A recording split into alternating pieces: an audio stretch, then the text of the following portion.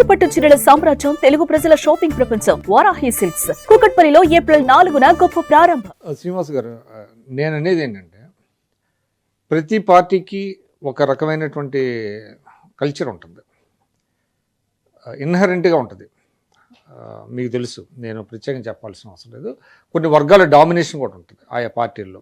మనం అవునన్నా కాదన్నా అది గెలుపుకి ఉపయోగపడుతుంది, మీ గెలుపు కూడా ఉపయోగపడి ఉండొచ్చు దానివల్ల.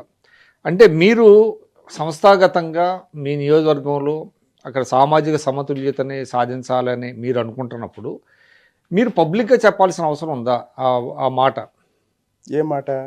ఇది ఇక్కడ కమ్మవారు ఎక్కువ ఉన్నారు, వారిని తగ్గించి నేను బీసీలకి ఎక్కువ భాగస్వామ్యం కల్పిస్తానని మీరు ఒక మాట అన్నారు కదా. నేను అనలేదండి. అది వచ్చిందే అది. ఇప్పుడు కమ్మవారు ఎక్కువ ఉంటే ఎట్లా తగ్గిస్తారు? అంటే కొన్ని కమిటీల్లో వాళ్ళు ఎక్కువ ఉన్నారు, వాళ్ళని తగ్గించి నేను బీసీలకు ఎక్కువ ఇస్తాను అని మీరు అన్నారు అనేది కూడా ఇప్పుడు మీ మీద ఏదైతే కొన్ని వీడియోస్ వచ్చినాయో ఆ వీడియోస్లో ఇది కూడా యాడ్ చేశారు కదా. అంటే మీ దృష్టికి రాలేదా? ఇప్పుడు అంటే నేను అనేది ఏంటంటే మీరు మీ తరహాలో మీరు పార్టీని అక్కడ బిల్డప్ చేసుకొని తప్పులేదు, దామాషాలో ప్రజల దామాషాలో వాళ్ళకి సముచితమైనటువంటి భాగస్వామ్యం, కానీ దాన్ని పబ్లిక్గా మీరు చెప్పాల్సినటువంటి అవసరం ఎందుకు వచ్చింది అని అంటున్నాను. అసలు పబ్లిక్గా చెప్పకుండా చేయటం ఏంటండి? అసలు విషయం ఏంటంటే బయట జరిగే ప్రచారం మొత్తం అబద్ధం అండి. మా నియోజకవర్గంలో మాకు 4 మండలాలు ఉంటాయి. తిరువూరు, ఏకొండూరు, విసన్నపేట, గంపలగూడెం. గంపలగూడెం అనే మండలంలో చింతల నర్వ అని ఒక ఊరు ఉంటుంది. ఆ ఊరిలో పుల్లయ్య చౌదరి గారు అని ఒక నాయకుడు, యనమద్ది పుల్లయ్య చౌదరి. గత 42 సంవత్సరాలుగా లేదా తెలుగుదేశం పార్టీ అధికారంలోకి వచ్చిన దగ్గర నుంచి ఆ గ్రామానికి సంబంధించిన ఏదైనా, అది రిజర్వేషన్ కాకపోతే పుల్లయ్య చౌదరి గారు, రిజర్వేషన్ అయితే పుల్లయ్య చౌదరి గారు, ఆయన ఇష్టం. ఇది ఏ పదవికి? ఏ పదవైనా, ఏ పదవైనా, సర్పంచ్ అయినా, ఎంపీటీసీ అయినా, మొన్న నీటి సంఘం అయినా, ఏదైనా ఆయన చెప్పిన వాళ్ళకే ఆయన లేదా ఆయన చెప్పిన. సో ఆ ఊర్లో ఒక 2000 మంది బీసీలు ఉన్నారు.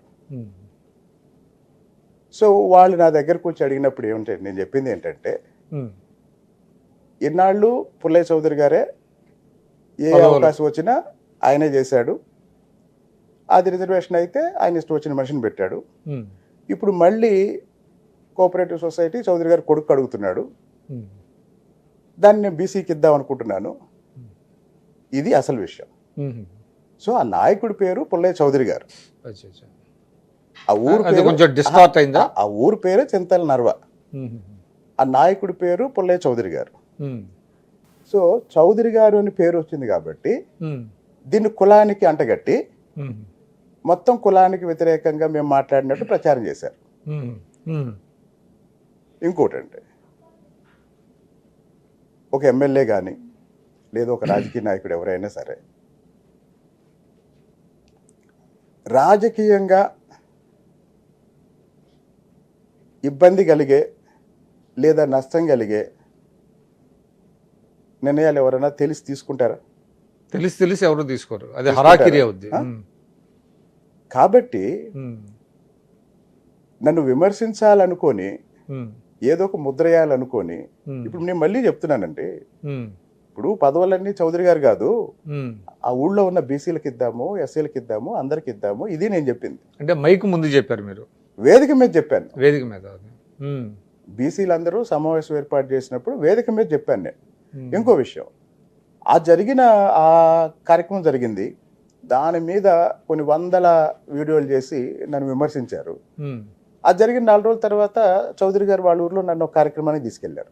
సో ఆయనతో మీకు ఇబ్బంది లేదు? ఆయనతో నాకే సమస్య లేదు. ఇది అందరికి తెలిసిన విషయం. ఇదేంటి బయట ఉండి క్షేత్రస్థాయిలో కట్ అండ్ పేస్టా? ఇప్పుడు వాస్తవం ఏంటో తెలియని వాళ్ళు, ఆయన పేరు పుల్లయ్య చౌదరి గారు, అది ఒక గ్రామానికి సంబంధించిన అంశం. మరి ఆ గ్రామానికి సంబంధించిన అంశంలో బీసీలకి పదవి ఇచ్చే విషయంలో ఈసారి పుల్లయ్య చౌదరి గారికి కాదు, ఆయన కొడుకు కాదు, బీసీలకి ఇద్దామని చెప్పాం. సో ఇందులో ఏం చేశారంటే ఆ వ్యక్తిని తీసేసి కులాన్ని పెట్టి కొలిపూడి శ్రీనివాసరావు ఎందుకు అట్లా చేస్తున్నారు మీ మీద? అదే చెప్తున్నా కదా, ఆ, ఇప్పుడు నా మీద ఒక ముద్ర వేయాలనుకుంటున్నారండి. నేను ఒక ఎందుకు? విషయం ఒక్క విషయం చెప్తాను సార్. ఆ, మీరు దాదాపు 17 సంవత్సరాల నుంచి మీరు నాకు పరిచయం, లేదా నేను మీకు పరిచయం.